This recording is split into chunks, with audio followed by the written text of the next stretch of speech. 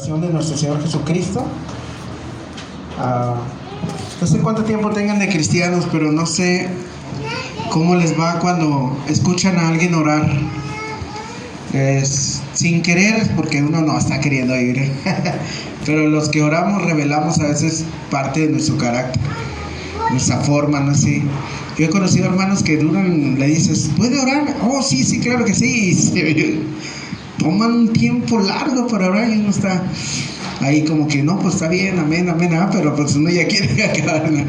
Hay gente que ora de formas muy prácticas, muy sencillas. Hay gente que llora cuando ora, ¿verdad? Hay gente que está como se mete tanto a la oración que de pronto uno voltea y están sacando lágrimas, están bien metidos con Dios. Realmente la oración nos dice mucho de la persona, ¿verdad? Al observar la oración de Jesús, ahorita que la leamos, quisiera que observara qué le dice de Dios, qué le dice de Cristo y su relación con Dios, de sus intereses de Cristo, de lo que está orando, qué es lo que está pidiendo. Es muy interesante pedir porque a veces hay oraciones muy preciosas, muy importantes. Hay una oración que se llama la oración de Jabes, allá por Crónicas, si mal no lo recuerdo. Y el hombre pide muy egoístamente para sus propias cosas. Muy rara la oración porque siempre hemos pedido por los demás, por el prójimo, ¿verdad? Pero él dice, oh Señor, y si me bendijeres, fíjense cómo él habla solo para él. Si me bendijeres, si ensanchares mi territorio, si tu mano estuviera conmigo para guardarme del mal. Es una oración muy sencilla. Este hombre nos muestra que él está buscando algo de Dios. ¿Qué está buscando? Prosperidad. Y de hecho adelantito dice, y Dios lo bendijo. O sea, Dios decidió hacerlo. Y la oración de Jabes no es un modelo que si lo dices te lo van a dar. Pero voy a orar como Jabes oró para que me dé Dios la libertad financiera o me saque de este problema económico que de pronto uno adquiere, ¿no? Por alguna otra razón. Sino que simplemente en ese momento a Dios le plació escuchar esa oración. Pero ¿qué nos demuestra de Jabes? Otra vez, ¿qué nos demuestra? Pues que tenía una necesidad y que fue a la persona correcta, a Dios, ¿no? Y que en este caso Dios quiso concederse. Cuando uno lee la oración de Juan 17, yo una vez oí a un pastor que decía, cuando vayan a leer esta, quítense el calzado, porque donde van a meterse es un lugar santo. Imagínense, Cristo hablando con su Padre y se abre el cielo, Él está hablando ahí directamente con Él.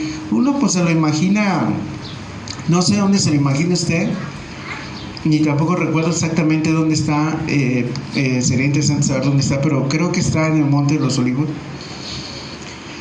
Y Jesús está orando de tal manera que se le quedó todo a Juan refrescado, muy bien refrescado. Ahora, Juan lo está escribiendo ya en el año 90, han pasado casi 40 años desde que él estuvo con el maestro, no más, ¿verdad? Porque Jesús estuvo en el 33, murió, 33 para 90, casi 57 años después, ¿verdad?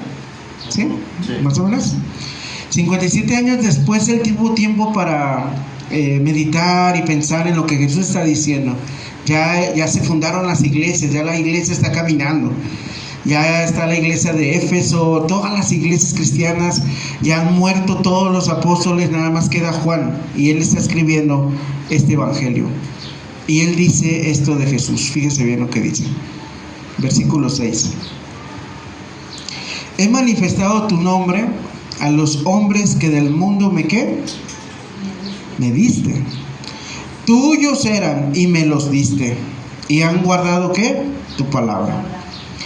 Ahora han conocido que todas las cosas que me has dado proceden de ti, porque las palabras que me diste les he dado, y ellos las recibieron, y han conocido verdaderamente que salí de ti, y han creído que tú me enviaste. Yo ruego por ellos. No ruego por el mundo, sino por los que ¿qué? Porque tuyos son, y todo lo mío es tuyo, y lo tuyo es mío, y he sido glorificado en ellos. Y ya no estoy en el mundo, mas estos están en el mundo, y yo voy a ti. Padre Santo, a los que me has dado, guárdalos en tu nombre, para que sean uno, así como nosotros, ¿qué dice? Somos uno. Amén. Bueno, mira, Señor, abrimos tu palabra. ¿Qué podemos hacer si tú no estás ayudándonos a entender, a meditar en tu palabra? Y rogamos que el Espíritu Santo que vive en nosotros nos ilumine y que tu palabra haya cabida en nuestro corazón para que hagamos lo que tú quieres y para que nuestra vida se alimente en nuestro espíritu y para que nuestra vida refleje cada día más la vida de Cristo en nosotros. En el nombre de Jesús. Amén. Una cosa más antes de mostrarles algo que vi en el verso 6, 17:6, porque nada más vamos a ver estos versículos. No leí el 12, ¿verdad? Nada más leí hasta el 11. Voy a leer el 12, porque hasta el 12 vamos a ver. Cuando estaba con ellos en el mundo, no sé si, perdón, sí lo leímos, pero lo voy a leer. Yo los guardaba ¿en quién? En tu nombre, a los que me diste. Fíjense cómo ya lo ha repetido bastantes veces, ¿verdad? Yo los guardé y ninguno de ellos se perdió, sino ¿quién? El hijo de perdición, para que la escritura ¿qué? Se cumpliese. Quiero mostrarle en el verso 6 tres cosas. ¿Sale? Cuando uno está oyendo hablar a Jesús, nos demuestra tres cosas. Primero, nótese cuando dice, he manifestado tu nombre a los hombres. Cuando dice he manifestado, él está hincado, lo más seguro, está orando a Dios. Ahora, hay algo que me llamó la atención, porque él, cuando empieza a orar, lo que vimos la semana pasada, él hace algo distinto a lo que nosotros hacemos. Cuando oramos, ¿cuál es la postura normal para un cristiano de orar? Bueno, ¿y qué hacemos con nuestra cabeza y nuestros ojos? Normalmente inclinamos la cabeza y cerramos ¿qué? Los ojos, ¿verdad? Así. Pero si usted lee el 17:1, dice, estas cosas habló Jesús y levantando los ojos al cielo dijo, Padre, la hora que ha llegado. Amén. Así que nos demuestra también en este sentido, sabemos que es Cristo y sabemos que viene hablando de esto, y luego dice en el verso 6, he manifestado tu nombre. ¿Quién? Jesús. Ahora, entonces aquí lo que nos va a mostrar es las funciones de cada quien dentro del plan de Dios. Va a mostrar la función de Cristo, la función del Padre y la función de los creyentes. Amén. ¿Por qué lo digo? Porque más adelante va a decir, por ejemplo, dice en el 6, he manifestado tu nombre a los que del mundo, ¿qué? Me diste. Tuyos eran y me los diste. Ahí habla de la función del Padre también. Darle gente ¿a quién? A Cristo. Y la función de los hijos es guardar la palabra ¿de quién? De Dios. Así que vamos a hacer esas tres cosas. Primero, dice Cristo, la función primera de Cristo es manifestar. ¿Qué va a manifestar? Eso es importante. Dice ahí en el verso 6, he manifestado tú, ¿qué dice? Tu nombre. Vamos a ver qué significa eso. La palabra manifestar, primero, aquí puse una explicación de lo que significa en el griego manifestar. Fíjense bien. Manifestar dice ser manifestado, en el sentido de que que tienen las escrituras es más que aparecer. O sea, Jesús dice, he manifestado tu nombre a la gente. Es en un sentido más que simplemente, quiero hablarles de Dios. ¿Sí me explico? Cristo hizo una función y le dice, yo ya terminé esa función de manifestar tu nombre a la gente que está aquí. O sea, a los discípulos, a los creyentes y a las demás personas. Una persona puede aparecer bajo un disfraz falso, ¿verdad? O sin verdaderamente revelar quién es. Ser manifestado es ser revelado en su propio carácter. Este específicamente es el significado de fanero, que es la palabra que usa Cristo aquí. Manifestado es una palabra griega que significa, fanero, que significa mostrar el carácter. No decir, miren, porque obviamente la apariencia de Dios Padre nadie la conoce. Por eso dice, he manifestado tu nombre. Jesús modeló de una forma preciosa en su caminar, en su predicar, en su amar a la gente. Él manifestó el nombre de Dios, ¿verdad? Esa fue su labor. Si tú le preguntas a Cristo, oye, ¿cuál es tu función, Señor Jesucristo, aquí en la tierra? Manifestar a mi Padre. Y uno dice, ¿pero cómo? Pues a través de la predicación, cuando hizo un acto de misericordia, Él estaba mostrándole a la gente al Padre. Nada más, era su función. Y si usted se pregunta, Cristo siempre modela lo que todo cristiano debe de hacer. De hecho, por eso está orando, para que tú sepas cómo orar. Pero en medio de la oración se muestra qué es y cómo es la persona. Cuando dice, he manifestado ¿qué? Tu nombre. Ahorita la gente le busca a Dios para que se manifieste. Pero ¿en qué está pensando la gente cuando quieren que se manifieste Dios? En sus deseos, en que quieren una casa más grande, en que quieren conquistar el mundo y que quieren ser como Coca-Cola, que todo el mundo los conozca. O sea, es una forma extraña. La gente tiene esa mentalidad, que era la misma que tenía Satanás en Mateo 4, cuando le dijo a Jesús, todo esto te daré si que, postrado que, me adorares. No decimos que sea mal querer progresar, tener y todo eso, no. Estamos diciendo cuando la gente se busca en Dios eso, ¿verdad? Se sobreenfoca en eso. He manifestado tu nombre. Todos nosotros vamos a suponer que en algún momento tuvieses la oportunidad de hablar con Jesús así en persona, que estaríamos tirados en el suelo, ¿verdad? No estaríamos así de frente, estaríamos, ay Señor Jesús. Pero imagínense que lo tiene. Entonces, tú quieres que Él haga algo por ti. Entonces tú tienes en mente muchísimas cosas. Desde salir a lo mejor de tus deudas o de alguna enfermedad, o quieres que bendiga o que en África se acabe el hambre, lo que tú quieras. Pero debes pensar antes de pedirle algo, ¿qué le interesa a Él? A ver si estás en la misma sintonía. Y a Cristo, que tiene todo el poder, que sanó gente, que levantó a Lázaro de 4 días, a nuestro Señor Jesucristo lo único que le interesa entregarte es el carácter de Dios, mostrarte a su Padre. No hay otra cosa más deliciosa para Cristo que mostrarte al Padre.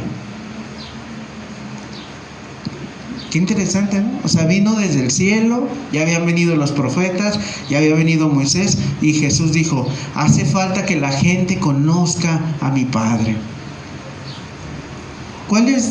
¿Qué es lo que tratas de enseñarle a la gente? ¿Qué es lo que tratamos de enseñarle a la gente normalmente? ¿Qué es lo que queremos para ellos? Pues su bien. No hay nada más hermoso ni más precioso que lo vemos en Cristo, que la gente conozca el carácter de Dios. He manifestado, esa es la labor de Cristo, he manifestado tu nombre a los hombres que del mundo, ¿qué dice? Me diste. Ahora, la revelación que necesitamos entonces es conocer el carácter de ¿quién? De Dios Padre, que es revelada en la obra del ministerio de Cristo total. Cuando Cristo movía una mano era para mostrar el carácter poderoso, amoroso, bondadoso de Dios, mostrarnos al Padre. Amén. Por eso cuando le dijo Tomás, muéstranos al Padre, le dijo, tanto hace que estoy con ustedes, Felipe, y no me has conocido, ahí en el capítulo 14 de Juan. Es interesante, fíjese una cosa también. Principalmente el carácter de Dios que revela. Juan 8, 31 al 32, busque por favor.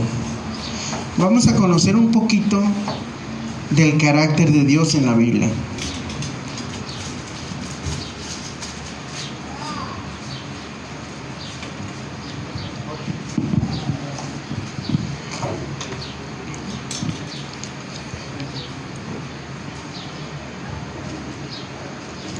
¿Qué dice? 8:31. Y 32. Dijo entonces Jesús a los judíos que habían creído en él, si vosotros permanecéis en mi palabra, seréis verdaderamente mis discípulos, y conoceréis la verdad, y la verdad os hará libres. ¿Qué muestra de nuestro Padre? Cristo obviamente está mostrando la verdad y todo eso, pero eso, si cada movimiento de Cristo muestra el carácter de Dios, ¿qué está mostrando ahí del Padre?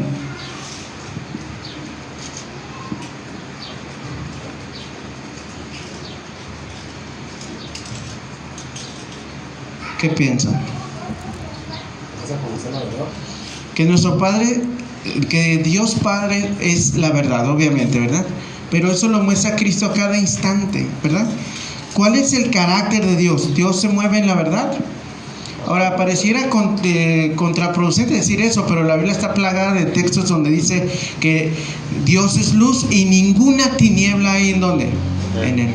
¿Por qué tratan de convencer al corazón humano en la Biblia del carácter de Dios si se supone que nosotros lo deberíamos de dar por sentado? O sea, si alguien se sale y te dice, ¿sabes que el cielo es azul? ¿Qué dices tú? Por supuesto, es azul.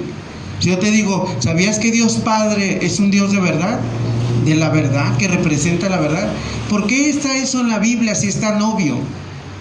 Porque el enemigo trata siempre de... Porque el enemigo ha hecho su labor para trastornar el carácter de Dios. De tal manera que cuando Cristo bajó, vino a la tierra, lo único que hace es acomodar el carácter de Dios en la mente de la gente. Y lo que pareciera y que debería de ser tan obvio, es que eso se ve, el deterioro del carácter de Dios en la mente de la gente se ve en el Génesis. En el Génesis, Adán huye de la presencia de Dios. ¿Quién se acuerda? ¿Verdad? Él dice, huye. Y cuando lo encuentra Dios, bueno, en sentido figurado, porque le dice, Adán, ¿dónde estás? ¿No? O sea, obviamente Dios oye. Que por cierto, de forma simbólica, Adán se esconde detrás de un árbol. ¿Quién se acuerda? ¿No? Sí. Eso es muy simbólico porque en el futuro todo ser humano se escondería detrás de una madera, o sea, de la cruz de Cristo. Eso es interesante. Pero bueno, está Adán escondido de la presencia de Dios. ¿Qué cambió en la mente de Adán? Bueno, ¿a quién se le ocurre esconderse de Dios? Esa es la primera, ¿verdad? O sea, y luego la segunda es, tuve miedo, ¿no? ¿De quién? ¿De ti? Entonces vemos que hay un deterioro, está trastornado el sentido de Dios en la mente humana. Así que cuando Cristo dice, he manifestado a tus hijos tu verdadero carácter, Dios, es muy significativo, pareciera lo obvio, ¿no? Pero está enseñándonos algo que tú y yo necesitamos entender el carácter de Dios. Y si una vez lo lees en la Biblia y 2 veces lo lees en la Biblia, no te preocupes, y aunque parezca tan obvio, que tu mente se vaya arreglando en decir el verdadero carácter de Dios. Por ejemplo, otra de las cosas que la Biblia de pronto dice en 2 Timoteo 2:11 al 13, vaya conmigo, por favor. ¿Y qué dice? Vamos a verlo. 2 Timoteo. Ahorita estamos viendo los elementos, ¿qué es el carácter de Dios Padre, verdad? 2 Timoteo, ¿qué? 2:11 al 13. Segunda, sí. Y si no es segunda, pues es primera, ¿verdad? O sea, no sé qué. No, pero ahí en 2 Timoteo, ¿ya lo tienen? Dice así, palabra fiel es esta: si somos muertos con Él, también viviremos con Él. Si sufrimos, también reinaremos con Él. Si le negaremos, Él también nos negará. Si fuéramos infieles, Él permanece fiel. Él no puede negarse a sí mismo. Ese es el carácter de Dios. El carácter de Dios que te está diciendo ahí, ¿cuál es? Él es fiel. Obviamente están hablando de Cristo, pero obviamente Cristo manifiesta el carácter de Dios siempre, en cada movimiento, su persona. Él mismo es el carácter de Dios. Así que una de las cosas importantes, otra vez, ¿por qué alguien podría dudar de que Dios es fiel? Y ustedes dicen, yo no. Ah, no dudas, no, ok. Bueno, cuando un día Dios no lo quiera, ¿verdad? Pero pase alguna situación difícil, lo primero que surge en la mente es que Dios no es fiel. Por ejemplo, pregúntenle a una persona que de pronto le dicen que tiene cáncer, ¿qué piensa? ¿Por qué Dios? ¿Por qué esto? Dios, ¿dónde estabas? Eso ya le está diciendo, eres infiel. No se lo dice directamente, pero se lo está diciendo. Cuando nosotros estábamos chicos, nos pasó algo, no sé si nuestros padres se divorciaron, alguien abusó quizá de nosotros, y volteamos y decimos, ¿y dónde estabas tú? O sea, yo recuerdo cuando era niño que de hecho agarré y le empecé a decir un montón de malas palabras a Dios, pecado que está cubierto con la sangre de Cristo, pero lo hice, le grité. Cosas buenas, bueno, yo entendía que hay un Dios y que controla todo, ¿verdad? Pero en ese momento pensé que Él no era fiel. ¿Se fija? Cuando Cristo dice, he manifestado el carácter de Dios, he manifestado su nombre. tiene mucho sentido, porque en nuestras mentes no está correcto. A veces, pregúntele a algunos evangélicos también que le están ordenando. Yo decreto, yo ordeno, yo quería esto para mañana, pero no le hace. Hoy te ordeno, Dios, que me lo des ahora. Yo no acepto un no por respuesta. Obviamente en su mente no saben con quién están hablando. Están distorsionados. El carácter de Dios para ellos es muy simple. Está distorsionado. Vemos a Jesús orando ahí. Usted ve que Cristo le dice así, le habla así. Ni siquiera él le habla así. No. Le habla con un respeto, Señor, vuélveme a la gloria que yo tenía, y que bla, bla, bla, yo ya hice esto, hice lo otro. Él está hablando con respeto con Dios. En otras palabras, o en pocas palabras, para que mejor me dé a entender, es muy sencillo. El carácter de Dios está distorsionado. Cristo vino a embonar correctamente ese carácter de Dios. Amén. A ver, otra cosa, Juan 3:16 dice: porque de tal manera amó Dios al mundo que ha dado a su Hijo unigénito. Primera de Juan 4:8 dice que Dios es amor. Otra vez le vuelvo a decir: ¿por qué te dicen que el cielo es azul si tú debes sobreentender que es azul? ¿Por qué te dicen que Dios es amor si tú debes sobreentender que es amor? Porque el carácter de Dios en la mente del hombre, como bien dijo Israel, está trastornado por causa del pecado. Y algo que pareciera tan obvio te lo tiene que refrescar la Biblia: Dios es amor. Amén. Tan sencillo, ¿no? ¿Dios es qué? Amor. Segunda de Corintios 5, 19 al 21 dice que Él es reconciliador. Vamos a ir para que vean. Está muy hermoso ese texto. En otras palabras, el carácter de Dios que ha sido trastornado, y lo que pareciera obvio nos lo tienen que repetir y nos tienen que volver a decir lo que es blanco y lo que es negro. Segunda de Corintios, ¿qué? 5, 19 al 21.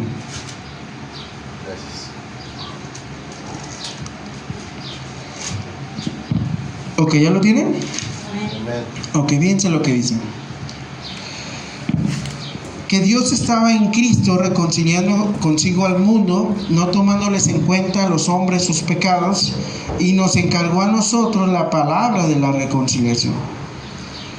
Así que somos embajadores en el nombre de Cristo, como si Dios rogase por medio de nosotros. O rogamos en nombre de Cristo, reconciliados ¿con quién? Con Dios. Muchas veces vemos cómo Cristo se ha humillado para poder hacer la obra. Así dice Filipenses 2, 5 al 11. Que Él se humilló, dejó su cuerpo, su gloria. No es que la haya dejado, pero la inhibió, no la usaba, pues. Él siempre trabajó a través del poder del Espíritu Santo y de la obra de Dios Padre. Él mismo no usaba su gloria. Él andaba como nosotros, tenía hambre, se cansaba. Él fue 100% humano y dependió del poder de Dios cuando estuvo en la tierra. Él no usaba su poder, como dice Filipenses. Y aquí nos muestra también la humillación de Dios, la humildad de Dios, como si rogase. ¿Cómo se puede imaginar a un Dios rogando? ¿Verdad? Y sin embargo aquí vemos la humildad de Dios al rogarle a la gente. Nosotros nos cansamos a veces, ¿no? A veces uno le habla a la gente y a veces da coraje, ¿no?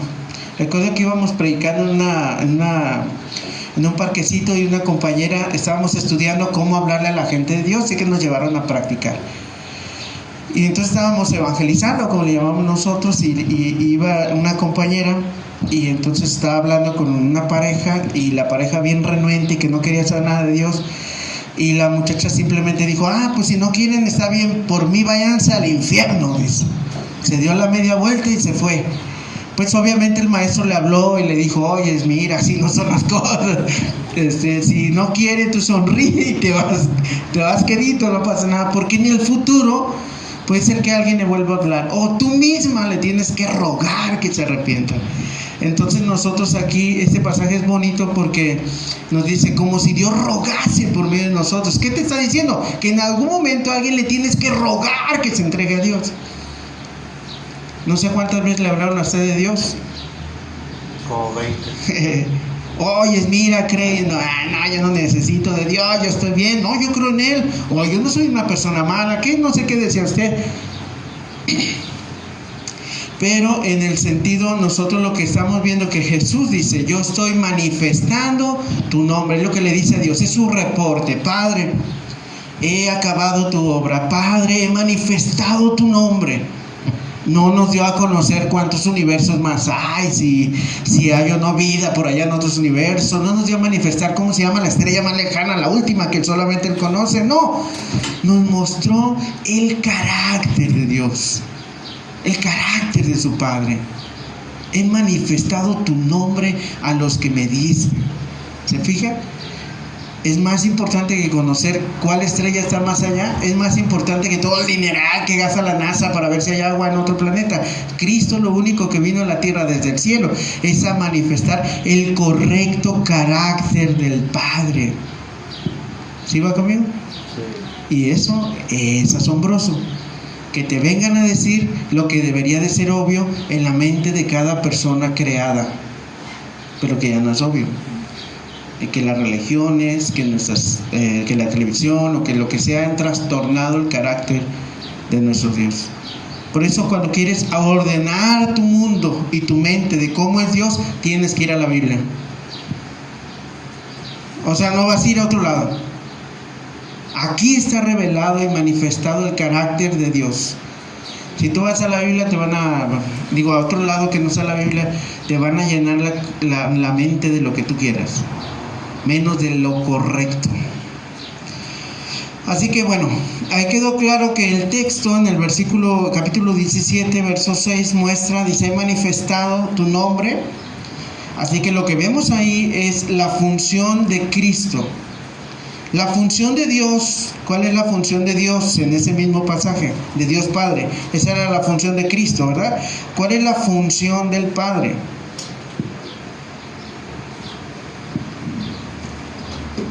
No le se los voy a esperar para que lean. No, pero qué chiste, ¿verdad?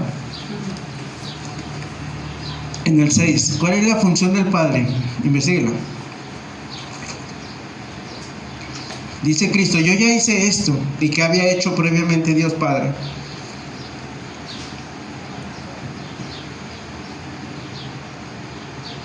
Pues habernos entregado a Él. Muy bien, perfecto. La obra del Padre es darle gente a Cristo y Cristo la salva, la salva con su sangre. La recibe Cristo y la empieza a capacitar. Y la capacitación ya no la dijo. ¿De qué se trata?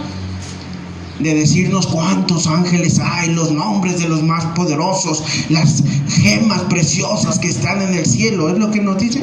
No. Mostrarnos el carácter del Padre. ¿No? No en qué momento que haya... No, el carácter ¿de quién? Del Padre. Y nos muestra la acción de Dios. Y fíjense aquí en las cosas que nos muestra de Dios Padre. Primero, dice, que tomaste del mundo. ¿Sí va conmigo o lo estoy leyendo mal? A ver. A los hombres que del mundo, ¿qué dice? Me diste. Así que imagínense el mundo. Debe de ser, ¿no? Y de ahí tomó, como el contexto, está refiriéndose ahorita a los apóstoles y discípulos en ese momento. Para ser justos con este pasaje, solamente nos vamos a dedicar a ellos, ¿sale? Como sea. Quiere decir que Pedro, Juan y los discípulos, los 70, los 120 que están registrados aquí como seguidores bien de Cristo, bien seguidores, o sea, no falsos seguidores, sino muy registrados como seguidores. Vamos a pensar solamente en esos, aunque se refiere a todos, hasta usted y a mí.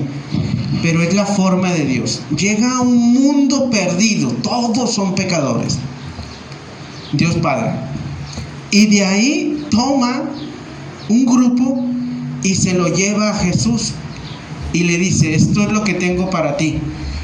Y Jesús toma ese grupo de personas y se encarga de enseñarles el carácter del Padre. ¿Y para qué se los enseñará? ¿Solo para que tengan el diploma de que saben cómo es Dios? Para salvación y para vivir. Porque Pedro lo dijo un día, dice, sed santos porque mi Padre, ¿qué? Es santo. O sea, no te dicen cómo es Dios, que Él es fiel y que eso, nada más para que lo sepas. Porque a los que sacó Dios del mundo y se los lleva a Cristo, Cristo les manifiesta a Dios para que ellos se hagan al carácter de Dios. ¿Sí me explico? Con esa finalidad de transformación, de diferencia. ¿Sí me explico? Pero aquí nos muestra varias cosas del Padre. ¿Como cuáles nos muestran? ¿Qué le llama la atención de que Dios llegue, como Juan en su casa, al mundo y agarre a fulano, sutano, mangano y los tome y se los dé a Cristo? O sea, obviamente con todo lo que eso implique, ¿no? ¿Qué implica? ¿Qué implica de Dios, Padre? Su soberanía. Soberanía, porque Él llega con autoridad, como si llegas a un árbol de manzanas que está en tu casa y tomas la que quieras, y las demás, pues a lo mejor las demás no me las comí, se cayeron, se echaron a perder y se acabaron. Tomé estas y se las di ¿a quién? A Cristo. Hay a muchas personas que esta parte de la Biblia les molesta en su mente, pero usted tiene que saber una cosa antes: todas estaban mal. Todo el árbol ya no sirve, porque el pecado infectó cada rama y cada manzana. Y aún así, quitó esas manzanas ya afectadas. ¿Sí las ha visto cuando se manchan de los lados? Sí. Ya infectadas. Y vino y se las trajo a Cristo, y Cristo las levantó, las sanó, las salvó, como dijo mi hermano. Pero debe de saber que todas ya estaban podridas, o sea, estaban destinadas a la perdición, a la condenación. La gente lo ve mal, pero no se perdió todo, porque Él se guardó. La Biblia le llama un remanente santo, un grupo, una iglesia, seguidores. Aquí la cuestión que molesta en la mente a todos nosotros, si se pone a pensarlo bien también a usted le va a molestar, es: ¿por qué Dios simplemente no toma todo el árbol y salva todo el árbol? ¿Verdad? Y ese es un misterio que no se lo voy a resolver yo mismo no lo sé. Porque la Biblia le llama misericordia a que rescate las manzanas que de todos modos iban a podrir y a caer y a morir. Pero que Él salvó algunas, a eso la Biblia le llama misericordia. Por eso es misericordia. ¿Por qué? Porque todo estaba acabado. Todo estaba podrido y todo tenía que descomponerse, pero de allí, de lo malo, sacó. La Biblia le dice: de lo vil y menospreciado del mundo, tomó Dios, se los llevó a Cristo, y Cristo se encarga de entregarle manzanas hasta enceradas. No sé si ya ha visto que ya las enceran y toda la cosa. Porque no había bueno ni uno. Porque no había ni uno solo bueno. Dice la Biblia, Romanos 3:10: no hay justo, ni aun uno, no hay quien entienda, no hay quien busque a Dios. La gente, ahora, Dios no los hizo así. Ellos solos, si se acuerdan, Adán y Eva dejaron de entrar, ¿qué? El pecado. Porque la gente a eso le llaman doble predestinación, que Dios destinó a unos a ser malos y destinó a otros a ser buenos. No, eso no enseña la Biblia. La Biblia enseña que ellos, Dios los creó buenos, los creó, todo era bueno, dice el Génesis, pero ellos ¿qué hicieron? Dejaron de entrar al pecado. ¿Y qué dice? Se infectó, y de lo infectado tomó Dios, y a ese acto se le ve misericordia, porque Él pudo simplemente haber dicho quemarlo y volver a hacer otro, pero de ahí tomó, y entonces ahí ocurre lo que se llama la redención. Amén. Amén. Así que ahora yo no quiero irme muy lejos de esto. El texto lo dice: fue al mundo como quien va al supermercado, toma, trae y entrega. Eso nos muestra soberanía. Elegir del mundo, tomarlos para sí. Para todo esto primero Dios los toma para sí, se los entrega a sí mismo, se encarga de ellos, y luego se los entrega a Cristo, porque Cristo al final de cuentas era el que podía sanarlos. No es que Él solo pudiera, sino que Él entregó su vida. ¿Para qué? Para el perdón ¿de quién? De sus pecados. Eso es lo que está diciendo. Nos muestra entonces el poder que tiene el Padre para hacer con su creación lo que vea necesario. Romanos lo explica así: ¿tú cómo le vas a decir al alfarero: ay, no me hagas así, no hagas esto, no hagas lo otro? Ahí nos muestra una visión diferente del Dios que nos han enseñado. una visión donde Él tiene el poder, no lo ha perdido, simplemente que la gente decidió su pecado y pudrirse. Dios eligió, bueno, de toda esa gente voy a tomar un grupo y lo voy a salvar a través de mi Hijo Jesucristo. ¿Sí va conmigo lo que quiere decir? Bueno, ¿sí ve el texto de eso o no? Sí. ¿Sí lo alcanza a mirar o no? Fue al mundo y del mundo, ¿qué dice? Tomó. Nos podría inquietar que no se nos dan muchos detalles de cómo ocurre con exactitud la toma de personas para dárselas a Cristo. Y siendo honestos, nadie ha podido contestar esa pregunta. Ahí es donde nos topamos con que este libro, es el libro de Dios. Nos muestra a Dios. O sea, nuestra mente se empieza a chicharrar. Pero ¿cómo sucede eso? ¿Y por qué al otro no? ¿Y por qué a mí sí? ¿Se me explico? Y es ahí donde te empieza a decir, caray. O sea, no es cualquier cosa, hay cosas que no puedes explicar, que yo no le voy a decir, es que sucedió así, 3 por 3, 9, o sea, no va a suceder así, sino que en el cielo vamos a decir, aunque la Biblia dice que en aquel día no le preguntaremos nada, pero quizá podamos decirle, no, oye Jesús, pero ¿y cómo se dio esto, no? O sea, quizá, ¿no? Y la última cosa que yo veo ahí es, nos inquieta que la decisión no está en el hombre, sino en Dios, que es el que toma el mundo. O sea, vemos a Dios actuando. Y no dice ahí que le preguntan a la manzana o a la gente del mundo, nada más dice que Dios agarró unos para sí y luego se los entregó a Dios. Y es como que un asunto celestial, es un trato entre ellos y que no tiene que ver el hombre. Simplemente tú y yo, en algún momento Dios nos conoció, así dice la Biblia, y nos llevó al Hijo.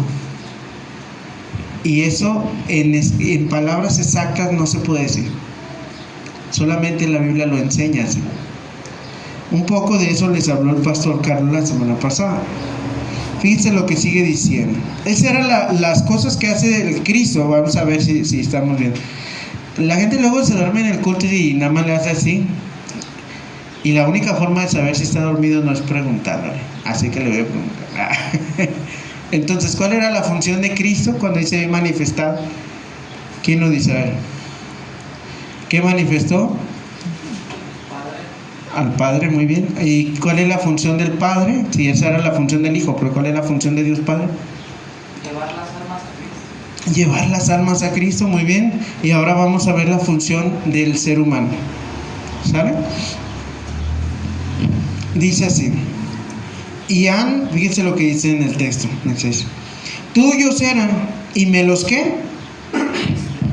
¿Tiene poder Dios para tomar gente y dársela a Cristo? Pues sí, somos su creación, ¿verdad? Pero luego dice, y me los dice, y la última frase del versículo dice, y han guardado tu ¿qué? Palabra.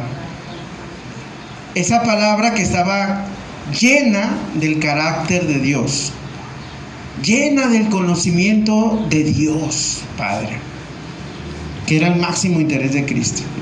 ¿Cuál es tu deber? ¿Que te levantar la mano para que te elijan? No, una vez que Dios ya ha elegido a esa gente del mundo y la sacó de allí y Dios le habla, el único deber de nosotros como creyentes es ¿qué? ¿Cuál es la función de nosotros? Guardar la palabra. ¿Y quién se entiende por guardar la palabra? ¿Qué piensan? Obedecer, retener. Como dice 1 Corintios, si retenéis la palabra que os he hablado, sois salvos, si no creéis en vano. ¿Qué significa retenerlo? Tu único deber es retener, detener esa palabra en Dios. Fíjense otra cosa importante ahí en el pasaje. Dice la palabra guardado implica obediencia, ¿verdad? ¿Quién dijo ahorita obediencia? ¿Tú o alguien de ustedes? No. Obediencia, obedecer. Por ejemplo, la Biblia dice, ve y haz discípulos. Y tú dices, bueno, pero si de todos modos Dios va a tomar a unos del mundo y los va a traer. Sí, pero tú no sabes cuáles. Entonces hay que irles a mostrar el carácter de Dios a toda la gente. Y por ahí hay gente que Dios ha decidido, ha tomado para entregársela a Cristo, y tu deber es ir a buscar a esa gente, a tu vecino, tu tío, tu primo, tu pariente, hablarle de Dios, de lo que has conocido. Un hermano que escribió acerca de esta parte, llamado Moody, escribe textual, y voy a citar textual a él porque me pareció muy importante lo que estaba diciendo. Fíjense bien, no se refiere primordialmente a la obediencia de ellos, al guardar pues los mandamientos o enseñanzas específicas, sino a su prontitud en aceptar al Hijo y su mensaje y su misión en cuanto eran capaces de ¿qué? De hacerlo. Para Moody, lo que él entiende en ese pasaje es muy sencillo. Estas personas no solamente estaban adquiriendo un conocimiento y ya. ¿Se me explico? Como cuando vas a la escuela. Ahí Jesús, como buen maestro, una cátedra, no.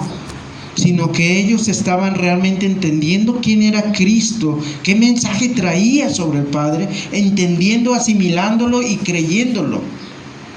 Cristo no es nada más para saber de Él, Dios no es nada más para saber, sino para creer el mensaje. Es por eso que ya no somos católicos, ¿verdad? Es por esa simple y sencilla razón. No es conocer, es una relación diferente. ¿Me explico? Y bien, del 7 al 9 voy a compartir el último punto con ustedes. ¿Ya lo tienen? Amén. Bueno, el penúltimo punto me dice así: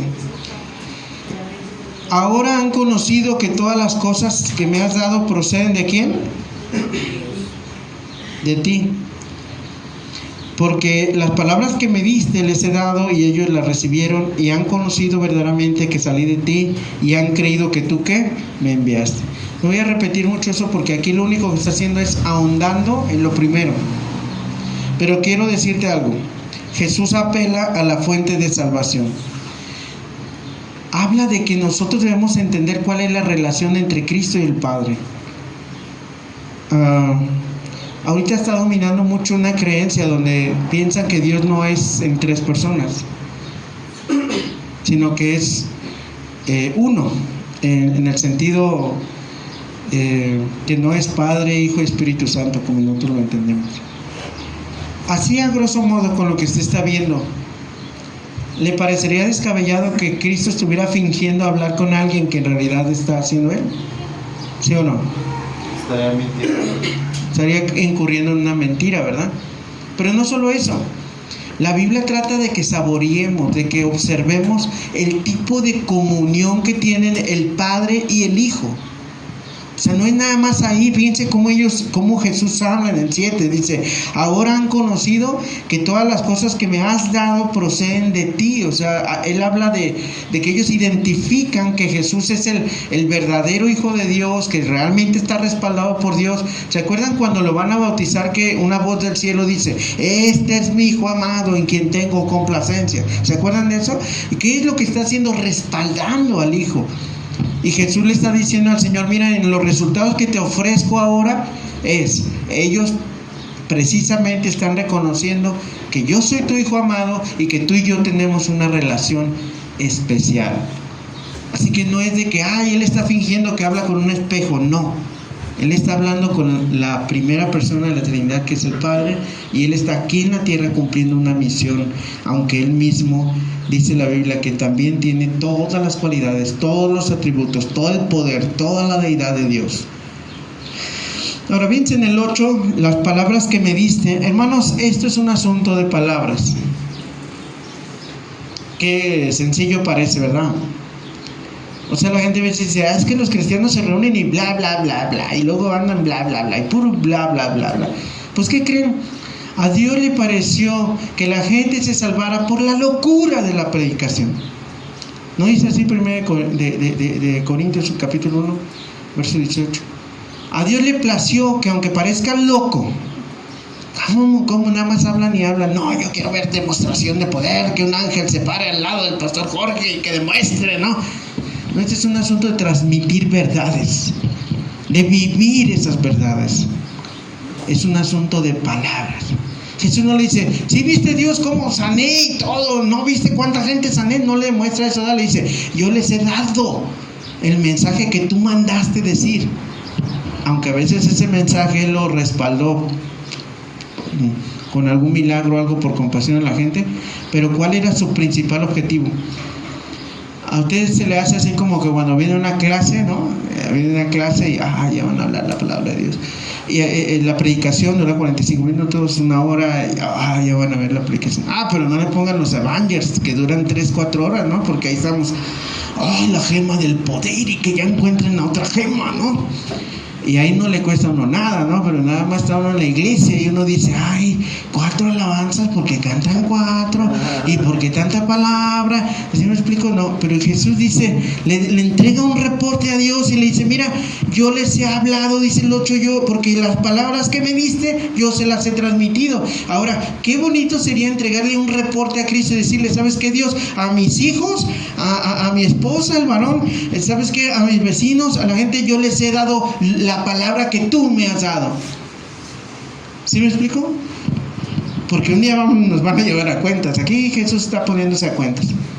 Yo ya les mostré tu carácter y las palabras que tú me diste, las palabras exactas, se las he transmitido. Muchos me dijeron loco.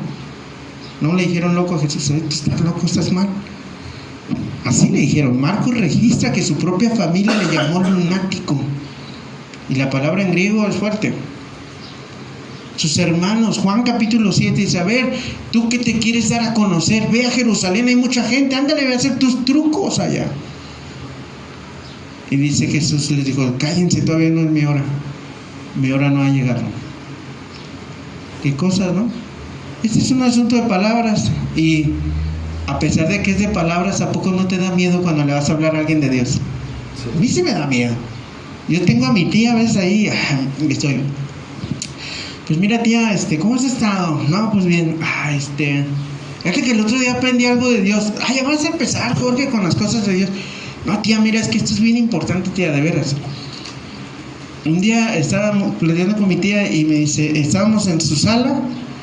Mi tía se quería escabullir de mí, se fue al comedor, a la cocina, perdón, y de ahí pues ya no me hables, me vas a convencer, me decía, yendo hacia donde estaba su lavadora. Me decía, ya, cállate.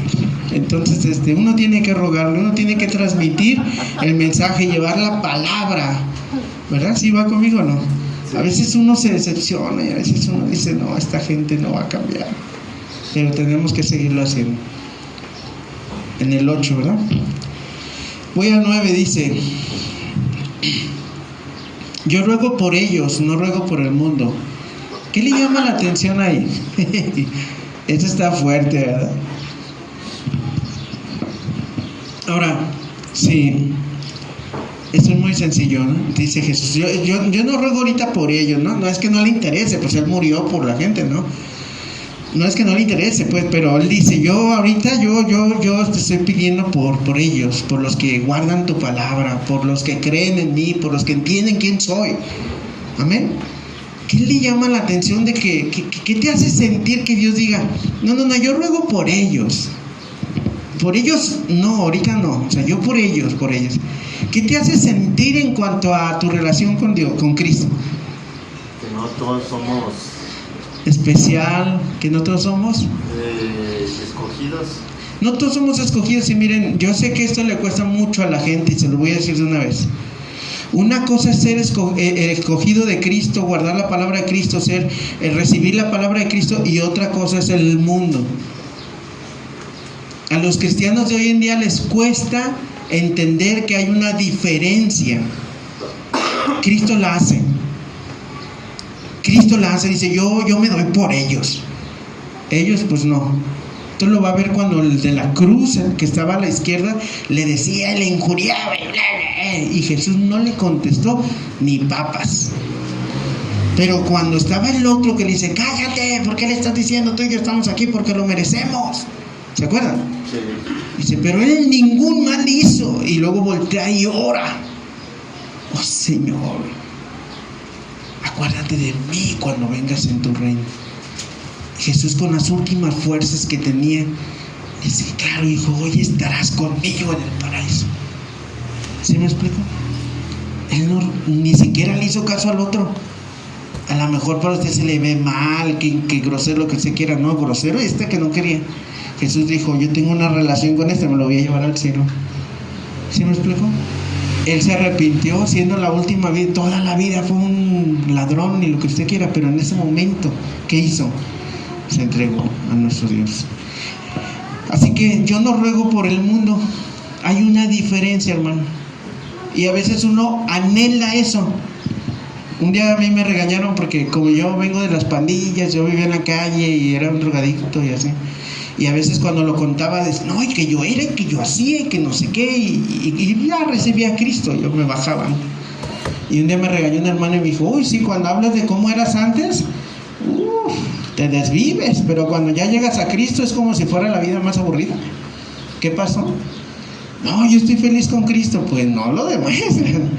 Y sí es cierto, mucha gente que dice el mundo, y lo acaricia, y mira cómo bailan, y mira lo que hacen, y mira lo que han descubierto, y el mundo. Tú ya no eres del mundo. A ver si alguien te lo va platicando. Tú eres diferente, eres otra especie, ya no eres de allá. Te gusta cómo hablan, te gusta cómo viven, pero de allá te sacó Dios. Y allá queremos volver. Pues la Biblia dice muy feo cuando dice que alguien quiere volver allá. La puerca lavada vuelve a revolcarse, dice. A veces dice que el perro vuelve el vómito que sacó. ¿Por qué son tristes? ¿Todo bien? Bueno, esa es la palabra de Dios de hoy. ¿Qué nos enseña? Que tenemos una relación especial con Dios, que es asuntos de palabras, la función del Padre, la función del Hijo, tu función. ¿Cuál es tu función? Guardar la palabra y hablar la palabra. ¿Sí va conmigo? Y nos muestra mucho esa oración de cómo Cristo y Dios, en qué plan andan, cómo se relacionan, y que no es cierto eso de que Dios fingía ser Cristo, fingía ser el Padre, fingía ser el Espíritu Santo. Eso no puede ser. Siendo lógico en lo que estamos leyendo, el Hijo le está hablando al Padre que está en el cielo. Amén. Esa es la verdad. Mira, Señor, hemos estudiado tu palabra y nos hemos detenido en tu carácter. Tú eres fiel, Señor. Tú eres tan fiel con nosotros. Has enviado a tu propio Hijo a morir por nosotros y nos has escogido en algún momento. Nosotros ni siquiera sabíamos cuando tú ya tenías un plan con nuestras vidas. Por eso te damos gracias, porque sin merecerlo estamos aquí escuchando, aprendiendo. Tenemos la capacidad de adorarte, de orar a ti y de bendecir tu nombre, porque tú así nos has permitido hacerlo. Oh Dios del cielo, Dios de Israel, en el nombre de Jesús, te damos gracias. Amén.